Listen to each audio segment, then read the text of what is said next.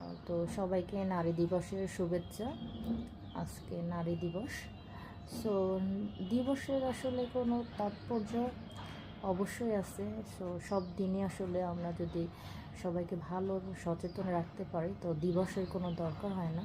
তো এই নারী দিবসে আমার বিশেষভাবে আজকে সকাল থেকে বা কালকেটা দেখার পর থেকে খারাপ লেগেছে যে একটা ঘটনা, ছোট্ট একটা বাচ্চার সাথে। আফরিনের বয়সের কাছাকাছি, ওর 7 বছর বয়স, কিন্তু মেয়েটার বয়স কত? আফরিন 8 বছর না? সো আমরা সবাইকে বলবো যে আসলে আমাদের আশেপাশে যে সব ছোট ছোট বাচ্চারা রয়েছে, এদের মতো বাচ্চা না, শিশুরা রয়েছে, আমরা যেন সবাই এইসব শিশুদেরকে সুরক্ষা রাখি এবং তাদের প্রতি যত্ন নিই। না আফরিন, তোমার কি খারাপ লেগেছে? ওকে দেখে খারাপ লেগেছে না? তো তোমার কিছু বলবা, তুমি বলো।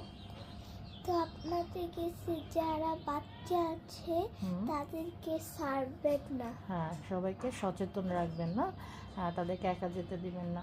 সো এই নারী দিবসে আমি সবাইকে বলবো, আমার যত ভিউয়ার্স ভাইয়েরা বোনেরা আছে, তো আপনাদের ছেলে মেয়েদেরকে সুন্দর রাখুন, সচেতন রাখুন, তাদেরকে বোঝান। এবং যারা বড়রা আমরা আছি, আমরা যেন তাদের সাথে এরকম অমানবিক কোনো কাজ না করি।